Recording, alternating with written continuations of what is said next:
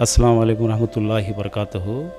मैं आज मुंसिफ जो टीवी है उसका मशकूर हूँ कि आज हमारे आस्थाने से मुताल्लिक़ कुछ हक़ाइक़ को सामने रखने के लिए मुंसिफ टीवी के ज़रिए आप लोगों के सामने रखने का मैं मशकूर हूँ। आस्थाने मुरादिया से और हज़रत अली मुराद साहब रहमतुल्लाह अलैह की नस्ल में से हैं आप, और 4वीं पुश्त से आप पोतरे माने जाते हैं। आस्थाने के मुतालिक से कुछ तारुफ कराया तो बेहतर है। ये आस्थाना जो है 137 ईयर से मुक़ीम है कड़पा में। इससे पहले जो हज़रत अली मुराद साहब रहमतुल्लाह अलैह के दादा मोहतरम थे सैयद नूरुल्लाह बादशाह साहब रहमतुल्लाह अलैह, इन्हों 250 साल पहले से हैं जब से ये आस्थाना चला आता है। और ख़ासकर जब अली मुराद साहब रहमतुल्लाह अलैह का विसाल हुआ तो उनके विसाल के बाद से आस्थाने को आस्थाने मुरादिया के नाम से जाना जाता है। और हज़रत अली मुराद साहब क़िबला और जहाँ जितने भी मदफन हैं यहाँ पे, और पूरे के पूरे जितने भी अल्हम्दुलिल्लाह आलिम दीन इल्म तसव्वुफ़ को जानने वाले, और कई खिदमात हैं इनके दीन के लिए, कई मुरीदैन हैं इनके। आज भी ये सिलसिला हर कोई मज़हब, हिंदू हो मुसलमान हो, आस्थाने को आते हैं। मैं 4वीं पीढ़ी से ही, पहले उनके फ़र्जंद थे हज़रत नज़रुल्लाह बादशाह, उसके बाद जमालुल्लाह बादशाह साहब, उसके बाद कमालुल्लाह बादशाह साहब, और कमालुल्लाह बादशाह साहब के फ़र्जंदों में से मैं एक फ़र्जंद सैयद नूरुल्लाह बादशाह साहब हूँ। हमारे लिए एक फ़ख्र की बात है कि आज इनके सिलसिले से हमें ही, यही हमारे लिए शान और फ़ख्र की बात है। आस्थाने की जो भी तारीख़ देखा जाए तो जब जो मौजूदा जिसको इलायत से नवाजा जाता है उसके बाद उसके जानशीन को सज्जादा मुखर किया जाता है। इसी तरह आस्थाने मुरादिया से ये सिलसिला कब से शुरू हुआ और पहले सज्जादे कौन थे? जो हमारे आस्थाने मुरादिया की जो तारीख़ है, जो कस्टम, जो रिवाज कहते हैं इसको, इसके मुतालिक जो है हज़रत अली मुराद साहब क़िबला रहमतुल्लाह अलैह जो साहिब ख़बर हैं, तो उनके फ़र्जंद हज़रत नज़रुल्लाह बादशाह साहब यहाँ के पहले सज्जादा नशीन थे। तो हज़रत नज़रुल्लाह बादशाह साहब हज़रत अली मुराद साहब क़िबला रहमतुल्लाह अलैह के, उनके वालिद साहब के ज़ेर निगरानी में तरबियत हासिल की, उनके पास सज्जादा नशीन, उनके पास तो खिलाफत ली। उसके बाद उन्होंने वहाँ के सज्जादा नशीन बने, पहले सज्जादा नशीन, जिनकी तारीख़ 1880 पर 9 से तकरीबन 1930 पर 8 तक वहाँ के पहले सज्जादा नशीन थे। और वहाँ की तमाम निगरानी, वहाँ की देखभाल, वहाँ का उर्स जो भी होता है वो उन्हीं की निगरानी में होता था।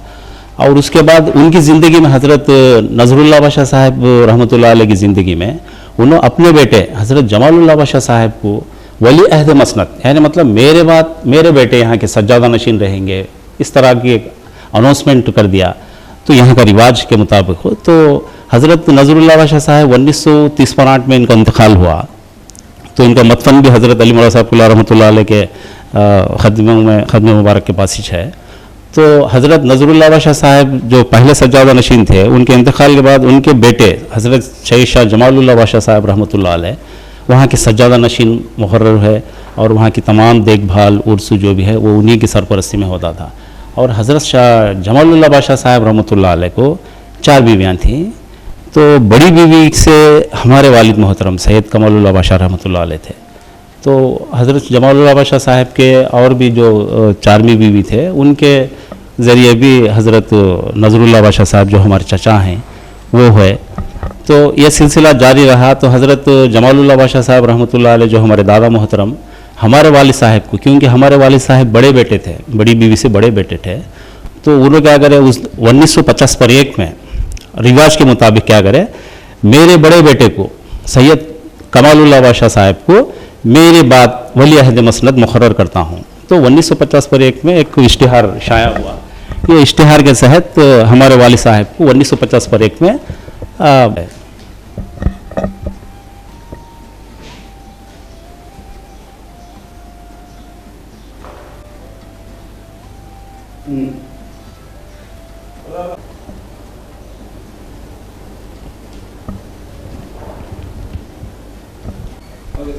तो 1950 पर 1 में जब हमारे दादा साहब सैयद जमालुल्लाह बादशाह साहब हमारे बाबा को जब मुकर्रर करे सज्जादा नशीन वली अहद मसनद जो मुकर्रर करे, तो हमारे दादा साहब वो 1960 पर 3 में उनका इंतकाल हुआ।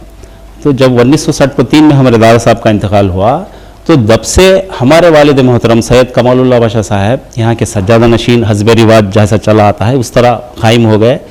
तो वहाँ के सज्जादा नशीनी तमाम उनका दरगाह का कंट्रोल मैनेजमेंट उर्स जो भी है वहाँ के जिम्मेदारियाँ पूरे इनके सरपरस्ती में थे। तो इनका जो दौर था 1963 से तकरीबन 2011 तक था। 2011 में हमारे वालिद साहब सैयद कमालुल्लाह बादशाह साहब का इंतकाल हुआ। तो हज़्ब रिवाज हमारे वालिद साहब क्या करे 1980 पर 9 में हमारे बड़े भाई सैयद जमालुल्लाह बादशाह साहब जो आज सज्जादा नशीन हैं तो उनको 1980 पर 9 में खिलाफत से नवाजे और खिलाफत जब दी गई तो उसी वक्त ऐलान कर दिया कि मेरे बाद मेरा बेटा वली अहद मसनत सज्जादा नशीन रहेगा मेरे वफ़ात के बाद, इस तरह का एक ऐलान कर दिए। तो ये जो भी ऐलान करते हैं तो हज़्ब रिवाज जो दरगाह का कस्टम है रिवाज जिसको कस्टम बोलते हैं ये कस्टम के तहत यहाँ का सिलसिला चला आता है बाप के बाद बेटा। जनरली बाप के बाद बड़े बेटे वहाँ के सज्जादा नशीन मुकर्रर होते हैं। इसी तरह आज भी हमारे भाई साहब यहाँ के सज्जादा नशीन मुतवल्ली मुकर्रर है। कमालुल्लाह बादशाह साहब जो आपके वालिद मोहतरम थे उनसे दुनिया से पर्दा पर्दाने के बाद आपके भाई सैयद जमालुल्लाह बादशाह साहब को सज्जादा मुकर्रर किया गया, जबकि आपके दादा साहब जो कि जमालुल्लाह बादशाह साहब हैं उनकी 4 बीवियाँ थीं, जबकि उनकी भी 4 बीवियों से भी औलाद हुई। औलाद होने के बाद माना जाता है कि पहली बीवी के बाद दूसरी बीवी के जो बड़े होते हैं उनको सज्जादा नशीन बनाया जाता है। यहाँ पे कुछ क्लैरिटी नहीं है, इस पर आप जरा अपना क्लियर से इरादा जाहिर करें तो बेहतर रहेगा। ये जो रिवाज है कस्टम हेरिडिटी कहते हैं इसको, बाप के बाद बेटे बाप के बाद बेटे ये जो सिलसिला चला आता है ये हमारी दरगाह नहीं बल्कि कई दरगाहें हैं जैसा कि पेनगुंडा शरीफ है, गुलबर्गा शरीफ है, हज़रत हमारे कड़पी की जो बड़ी दरगाह है, ऐसे कई दरगाहें हैं जिसमें सिलसिला कस्टम चला आता है कि बड़े बेटे को यहाँ के सज्जादा नशीन मुकर्रर करते हैं। और बात रही ये प्रॉपर्टी की नहीं है, अगरचे इसमें कुछ प्रॉपर्टी का मसला आता तो बाकायदा हर बच्चे को इसमें सर बराबर चाहे बड़ी बीवी का रहो चाहे कोई भी बीवी के 4वें बीवी का रहो इसमें प्रॉपर्टी का भरपूर तरीके से उसका बंटवारा होता। लेकिन ये गद्दी नशीनी बंटवारा नहीं आती। गद्दी नशीनी में सज्जादा नशीन जो होते हैं बाप के सरपरस्ती में तरबियत होती है उसके बाद उनको सज्जादा नशीन मुकर्रर करते हैं। तो ये जो है सज्जादा नशीन का सिलसिला एज पर मोहम्मद अल्लाह मुल्ला मोहम्मद अल्लाह भी यही कहती है, यही कोर्ट में भी यही इस मोहम्मद अल्लाह को ही फॉलो करते हैं कि सज्जादा नशीन किसको मुकर्रर किया जाए। तो इस तरह हमारा आस्ताना मुकीम है सज्जादा नशीन का। आस्ताने मुरादिया का जो मसला है जहाँ पे एक तरफ मुतवल्ली का मसला है एक तरफ सज्जादा नशीन का मसला है, लेकिन ये कुछ इख्तलाफी मसला है, लेकिन इस पर आप जरा तफसील से रोशनी डालें तो बेहतर रहेगा। अच्छा सवाल किए हैं आप। जो मुतवल्ली और सज्जादा नशीन में बहुत सारा कन्फ्यूजन है, चंद लोगों को मालूम नहीं। खुद आस्ताने के जो मुतवल्लियाँ ही सज्जादा नशीन उन्होंने भी तकरीबन अनजाने ही पापो, क्यों बोले तो वक्फ एक्ट जो है उसके मुताल्लिक नॉलेज होना है ज़रूरी है। ये मुतवल्ली और सज्जादा नशीन, मैं मुतवल्ली के बारे में कुछ क्लैरिफिकेशंस देता हूँ आपको। मुतवल्ली एज पर वक्फ एक्ट 62-63 के तहत क्या है, मुतवल्ली वक्फ अपॉइंट करती। किसको अपॉइंट करती? एक किसी को भी, कोई भी जाओ किसी भी आस्थाने को या दरगाह मस्जिद या कुछ वक्फ बोर्ड की जगह प्रॉपर्टी है उसके लिए वक्फ बोर्ड अपॉइंट करती है मुद्दत 2 साल या 4 साल के लिए। इसमें कोई पाबंदी नहीं है, उनका बेटा होना उनका ख़ानदान का फ़र्द होना इसमें कोई पाबंदी नहीं। ये पहला सज्जादा नशीन ये एक रकम के। तो दूसरे मुतवल्ली का जो रकम है वक्फ बोर्ड जिसको अपॉइंट करती है तो वो अपॉइंटमेंट हेरिडिटी मुतवल्ली का है। हेरिडिटी मुतवल्ली मतलब समझो कि एक आस्थाना है, दरगाह मस्जिद जो भी इदारा है तो उनके जो इदारे के ख़ानदान वाले उनके बच्चों को मुतवल्ली हेरिडिटी के नीचे अपॉइंट करते हैं। समझो एक बाप को 4 बेटे हैं तो 4वें बेटे में पहले बेटे को भी अपॉइंट कर सकती है, सेकेंड बेटे कर सकती है, या 4 बेटियों को भी मुतवल्ली हेरिडिटी के तहत अपॉइंट हो सकते हैं।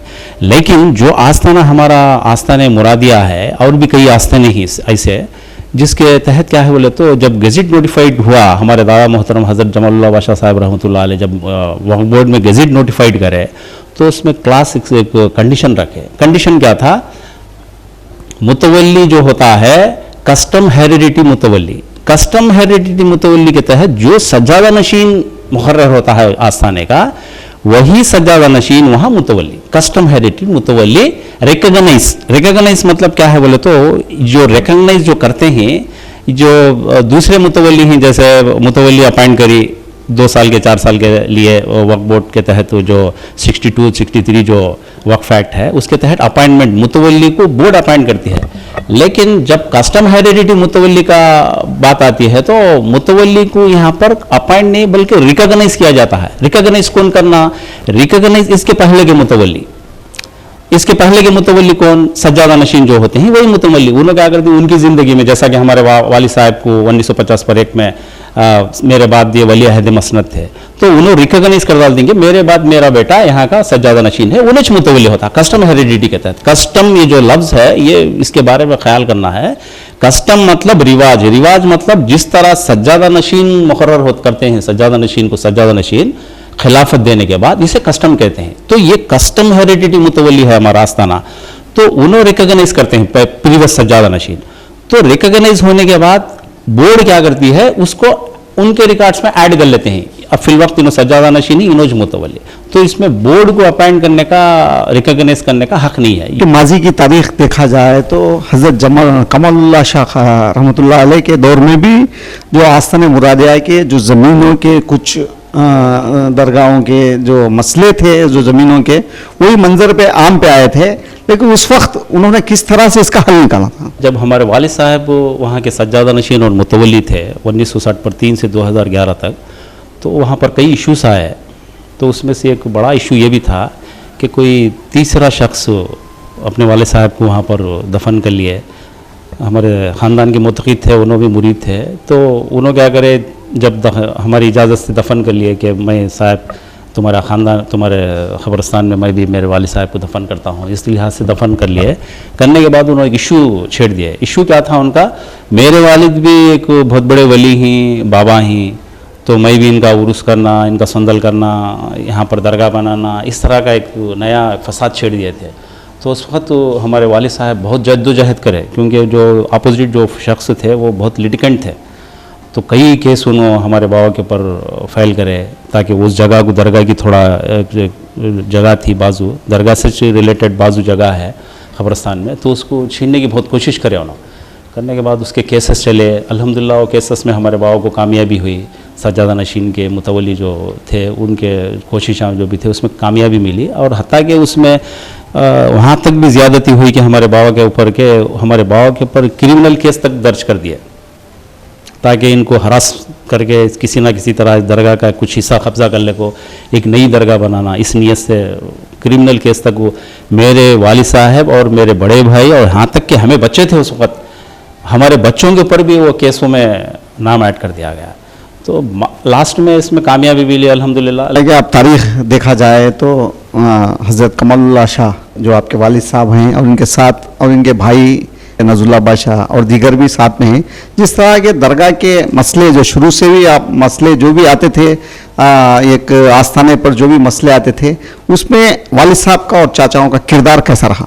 हमारे वालिद साहब की जिम्मेदारी थी कि वहाँ का देखभाल करना, वहाँ का रख रखाव, उसका पूरा मैनेजमेंट हमारे वालिद साहब के हाथ में था। हमारे चचा जो भी हैं इसमें इनका क्या भी इन्वॉल्वमेंट नहीं था, पूरा जो भी दरगाह का मैनेजमेंट, वहाँ का खर्च जो भी था हमारे वालिद साहब अपने जेब के खर्चे से करते थे। पूरे हर तमाम तरह के वहाँ के किरदार जो भी हैं हमारे वालिद साहब की जिम्मेदारी में होते थे। इसमें हमारे चचा का किसी तरह का भी ना कोर्टों में, ना किसी मैनेजमेंट में, उर्स में, किसी तरह भी उनका कोई किरदार नहीं था। सर, मुख्तलिफ जगहों से एक आवाज़ सुनने को मिली है, जबकि माजी की तारीख देखा जाए तो आपके वालिद साहब जबकि कमालुल्लाह बादशाह साहब और तुम्हारे चाचा नज़रुल्लाह बादशाह साहब के बीच में कुछ एग्रीमेंट लिखे गए थे, क्या सच है? हमारे वालिद साहब सज्जादा नशीन मुतवल्ली और हमारे चाचा के दरमियान कुछ एक एग्रीमेंट बना था 1968 में, रजिस्टर्ड एग्रीमेंट। उस एग्रीमेंट के तहत तो हमारे चाचा और हमारे दादी जो हमारे बाबा के 4वीं माँ थे उनके दरमियान एक एग्रीमेंट हुआ। उसमें बाकायदा मेरे चाचा और मेरी दादी ने ये चीज़ को मानी कि मेरे जो बेटे हैं, बड़े बेटे हज़रत कमालुल्लाह बादशाह साहब, इन्हों जमालुल्लाह बादशाह साहब के बड़े बेटे होने की वजह से इन्हों इस दरगाह के सज्जादा नशीन भी रहेंगे और यहाँ के उर्स करने की जिम्मेदारियाँ भी इन्हीं को रहेंगे। ये जो भी है कड़पे के अवाम को शायद इसकी ये नहीं है, इसलिए मैं एग्रीमेंट दिखाने का भी दिखाने की भी कोशिश करूँगा। ये एग्रीमेंट भी बिल्कुल क्लियर है कि सज्जादा नशीन बड़े बेटे हज़रत कमालुल्लाह बादशाह और उर्स करने की जिम्मेदारी भी उन्हीं की है। क्योंकि कस्टम जो हज़रत जमालुल्लाह बादशाह साहब ने इनको सज्जादा नशीन मुकर्रर किया था, उस तहत आज तक भी ये एग्रीमेंट बाकी है। तो उसके बाद क्या हुआ, ये एग्रीमेंट में जब हमारे चाचा इकरार करने के बाद कि तुम्हें सज्जादा नशीन, तुम्हें उर्स करने की जिम्मेदारी है, तो उसको क्या करें हमारे चाचा ये चीज़ को चंद दिन तक कायम रखे चीज़ को। उसके बाद क्या करें, फिर 1991 में एक छोटा इश्तिहार डाले। उस इश्तिहार में क्या था उनका मकसद, मैं भी सानी सज्जादा नशीन, यानी मतलब सज्जादा नशीन के बाद मैं भी सज्जादा नशीन। तो हमारे बाबा उनको बोले नहीं भाई ऐसा नहीं कर सकते, तुम्हें ऑलरेडी तुम्हें मुझे 1968 में रजिस्टर्ड एग्रीमेंट के तहत तुम्हें और मेरी माँ, तुम्हारी माँ ने बरकरार रखा है कि सज्जादा नशीन बड़े बेटे हैं, तो फिर तुम्हें इस चीज़ से मुखर नहीं सकते। तो वो हमारे बाबा उनको समझाने की कोशिश करे, लेकिन उन्होंने समझे नहीं, बोले कि मैं भी सानी सज्जादा नशीन, तुम्हारे बाद मैं सज्जादा नशीन न तुम बोले। तो ये चीज़ ना मानने की वजह से कोर्ट तक गई। कोर्ट में जाने के बाद ये 1991 से ये कोर्ट में डिसीजन, फाइनल डिसीजन आए तक 2013 में फाइनल डिसीजन आया। तो पहले कोर्ट में जो मुंसिफ कोर्ट डायरेक्शन दी, बाकायदा ये डायरेक्शन दी कि सज्जादा नशीन बड़े बेटे जो एग्रीमेंट के मुताबिक हैं उन्होंने सज्जादा नशीन, तुम्हें सज्जादा नशीन नहीं बोल सकते। सोल सज्जादा नशीन सैयद कमालुल्लाह बादशाह मेरे बाबा। तो साथ ही साथ एक इंटरिम ऑर्डर भी मिली। क्या ऑर्डर मिली, तुम्हें उर्स के नाम से किसी तरह का पॉम्पलेट डाल को पब्लिक के पास से चंदा नहीं कलेक्ट कर सकते। उर्स उनोज करना और सज्जादा नशीन, सोल सज्जादा नशीन होना। तो हमारे चाचा जज कोर्ट गए, जज कोर्ट में भी हमारा फैसला हुआ। उसके बाद हाई कोर्ट गए, हाई कोर्ट में भी बाकायदा तय हो गया कि सज्जादा नशीन एज पर एग्रीमेंट उन्होंने सज्जादा नशीन और तुम्हें किसी तरह के सानी सज्जादा नशीन नहीं हो सकते, और किसी तरह का पॉम्पलेट डाल को पब्लिक के पास से चंदा वसूल कर को उर्स के मकसद से चंदा नहीं वसूल कर सकते। यहाँ तक के पूरे जजमेंट्स हैं आज भी बरकरार हैं।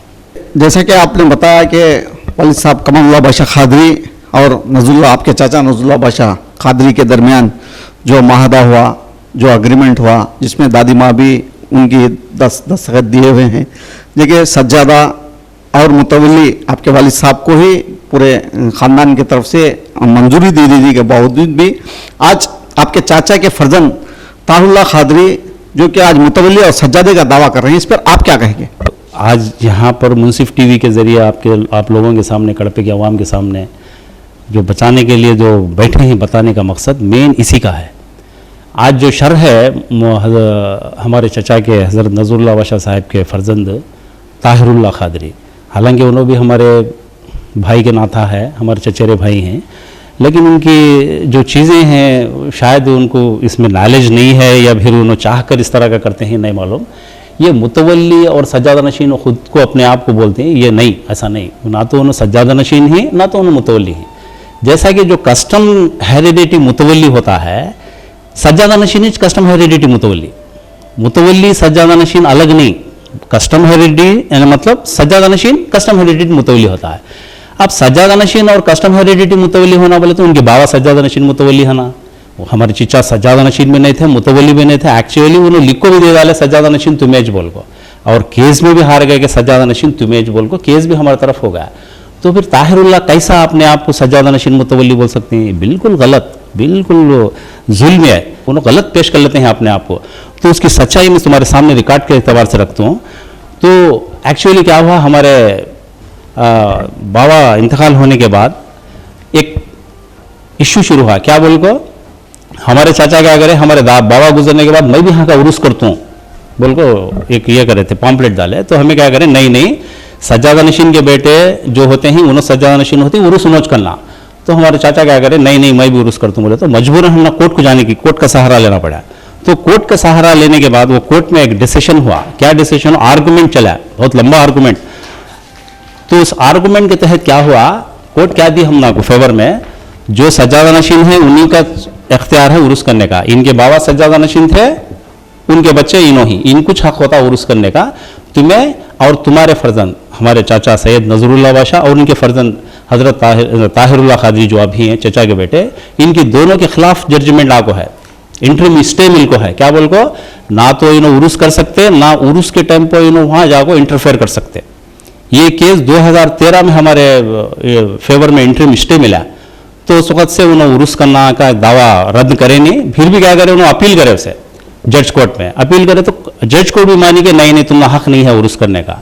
तो इसे कोर्ट को हारने के बाद फिर उन्होंने क्या करे, हाई कोर्ट को ले लग गया दावा अपना कि मैं उर्स करता हूँ ये बार मैं, तो कोर्ट हाई कोर्ट क्या बोली, नहीं नहीं, जो नीचे का कोर्ट डिसीजन दिया, जो इंटरिम स्टे उनके ऊपर देखो है, तो ये बरकरार है, उर्स करने की जिम्मेदारी उनकी, और डिसमिस कर डाली। डिसमिस करने के बाद इन्होंने क्या करे, नहीं नहीं, ये हाई कोर्ट में जो डिसमिस हुआ वो 2013 में जो केस डाले थे उस वक्त उर्स करने के लिए, तो उर्स करना उस वक्त वहाँ तक की जो जजमेंट जो इंटरिम स्टे है वो चूज, उसके बाद ये अप्लाई नहीं होता बोल को क्या करे, फिर नीचे कोर्ट में आगे फिर एक एप्लीकेशन डाले, क्या बोल को नहीं वो साल तक ही चाहिए, ये साल हमें करती उर्स बोले, तो कोर्ट क्या करी, नहीं नहीं, ये उर्स करने की जिम्मेदारी सज्जादा नशीन की है, इसे हमें तुम्हारे एप्लीकेशन को रिजेक्ट करते ही बोल को डिसमिस करा ली। तो फिर हमारे चाचा क्या करे, फिर वो केस में और एक केस डाले, 60 कर डाली। डिसमिस करने के बाद इन्होंने क्या करे, अरे यहाँ पे हमारे फेवर में कुछ भी नहीं हुआ बोल को क्या करे, वक्फ बोर्ड को पहली एंट्री करे नो, और वक्फ बोर्ड को जब एंट्री करे तो उस वक्त क्या एप्लीकेशन डाले नो, झूठा एप्लीकेशन डाले। क्या झूठा एप्लीकेशन, मेरे पास मैं पूरे रिकॉर्ड्स के साथ तुम्हारे सामने रख दो। एक एप्लीकेशन हमारे चाचा क्या डाले, दरगाह का जिम्मेदार मैं छूंसो, surviving elder member of the Muradiya dargah as per agreement मैं छूंसो, यहाँ के उर्स जो भी है मैं करता हूँ, और यहाँ पे आकर किसी तरह के कोटांगे टांगे झगड़ेगा भी नहीं, मैं छू यहाँ का जिम्मेदार बोल को एक एप्लीकेशन डाले। जब उस वक्त आके IAW थे, उन्होंने क्या करे, मैनेज हो गए, उन्होंने मैनेज होकर क्या करे, उनके तरफ से जो एप्लीकेशन डाले थे उसे फॉरवर्ड है वक्फ बोर्ड को कर डाले, क्या बोल को ये दरगाह को क्या भी नहीं क्लियर है, केसा केसा क्या भी पेंडिंग नहीं है, और इनको मुतवली अपॉइंट कर सकती हैं बोल को एक गलत एप्लीकेशन भेज डाले। तो गलत एप्लीकेशन जब भेजे तो कोर्ट बोर्ड क्या करी, उसके ऊपर चलता था मुतवली किसे रिकॉग्नाइज करना, अपॉइंट करना। तो उस दौरान हमारे चाचा का इंतकाल हो गया, एक्सीडेंट के जरिए इंतकाल हो गया। होने के बाद क्या हुआ, जब हम बोर्ड को गए, भाई उनकी एप्लीकेशन डाले थे मुतवली बनाओ बोल को, तो उसका क्या हुआ बोले, तो बोर्ड क्या करी, नहीं उन्होंने जो एप्लीकेंट थे उन्होंने इंतकाल हो गए, तो वो क्या भी नहीं होता, वो फाइल भी वो बोर्ड में जो थी मुतवलीशिप की वो क्लोज हो गई। लेकिन ताहिरुल्लाह गलत रास्ते अपनाते हुए क्या करे बोले, तो मिस यूज़ कर को बोर्ड को वहाँ थोड़े मेंबर्स को मैनेज कर ले को मुतवली रिकॉग्नाइज करा लिया गलत तरीके से, बिल्कुल इलीगल तरीके से। हालांकि उन्होंने मुतवली बन सकते नहीं, क्यों बोले तो कस्टम में नहीं आते उन्होंने सज्जादा नशीन है तो मुतवली बनती, सज्जादा नशीन भी नहीं होना, तो मिस यूज़ कर को क्या करेगा, तो थोड़े आदमियों को मैनेज कर लिए, मुतवली रिकॉग्नाइज हो गए। रिकॉग्नाइज होने के बाद मालूम हुआ कि इलीगल तरीके से रिकॉग्नाइज भी हो गई, तो उस वक्त क्या करेगा, तो स्ट्रॉन्ग से ऑब्जेक्शन करे बोर्ड को जाओ।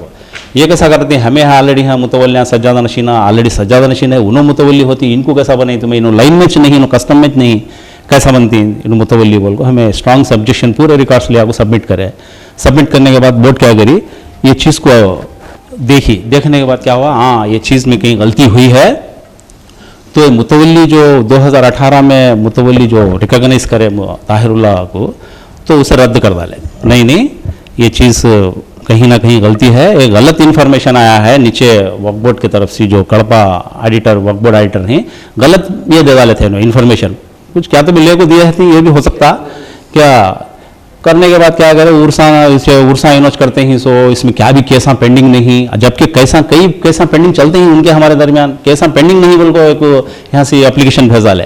तो बोर्ड क्या करी, ये सब चीज़ों को मद्देनजर रखते हुए क्या करेगा, तो हमें जो मुतवली अपना ये रिकॉग्नाइज करी ताहिरुल्लाह को, ये तमाम चीज़ें सब गलत हुए हैं इस वास्ते, और टोटली वन साइड हुई है इंक्वायरी है, इस वास्ते हमें इसे आपको जो बने ही अभ्यास कर डालती, यानी मतलब इसे रद्द कर डालती। बोल को रद्द करते हुए बोर्ड क्या करी, ताहिरुल्लाह के ऊपर एक नई इंक्वायरी बैठे, कौन वहाँ के सच ही, कौन वहाँ के मैनेजमेंट में कौन ही हकदार कौन ही, इस वास्ते ताहिरुल्लाह के ऊपर एक फ्रेश इंक्वायरी डाले, री इंक्वायरी डालने के बाद वो ताहिरुल्लाह को पसंद नहीं, क्यों नहीं, मुझे बना डालें, हो गया, बनाने के बाद मुझे फिर आगे तुम्हें फ्रेश इंक्वायरी कर सकते नहीं, कहीं कुछ चैलेंज कर सकते नहीं तुम्हें नई इंक्वायरी का, तुम्हारे अंदर काबिलियत है, तुम्हारे अंदर प्रूफ है, तुम्हें वहाँ के सज्जादा नशीन के बेटे ही या फिर कस्टम आइडेंटिटी मुतवली के बेटे हैं, तो आओ रिकॉर्ड्स दिखाओ, देखो क्या है हक, क्या भी नहीं, इंक्वायरी करने चैलेंज करने का सामना नहीं, तो क्या करें, मेरे ऊपर इंक्वायरी तुम्हें कर सकते नहीं, और एक इंक्वायरी ऑलरेडी मुझे बना ली, छोड़ाना मुझे, इंक्वायरी नहीं कर सकते बोल को कोर्ट को गए। कोर्ट में आज उनको एक टेम्पररी इंटरिम मिल को है, ठहरो भाई सुनवाई करेंगे, हक क्या है कि इसमें रिकॉर्ड्स पूरे डालेंगे, तो हमें गए कोर्ट में भी उसमें पूरे काउंटर्स पूरे डाले, लेकिन बेंच को आता नहीं। और कोटा का किस्सा आप तमाम लोगों को मालूम, ये केस का किस्सा तकरीबन 20 साल चलता। 1991 से हमारे बाबा और चचा का केस 2013 तक चला। तो इस तरह ताहिरुल्लाह को मालूम, एक बार कोर्ट को चले गए तो किस्सा भिगता आता जब तक हमें हमारे काम कर लेते हैं बोल को। इस तरह इलीगल तरीके से मुतवली बने भी, मुतवली इनको अभेंस भी हो गया, रद्द कर डाले।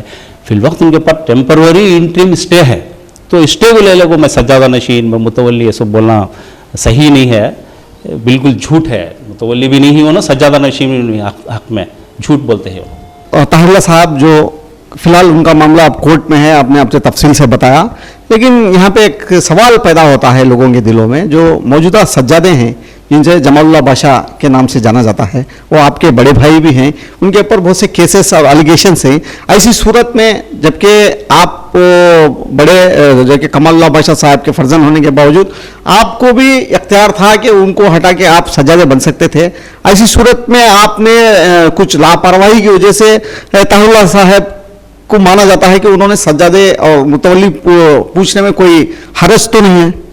2018 से जो हमारे बड़े भाई सैयद जमालुल्लाह बादशाह साहब हैं, उन्होंने वहाँ के सज्जादे भी हैं, मुतवली भी हैं, एज़ पर रिवाज। ये रिवाज को कोई झुटला सकते नहीं, लेकिन उनके ऊपर ज़रा एलिगेशंस लगे, वो आज भी हैं, वो हमको भी उसमें थोड़ा अफसोस है।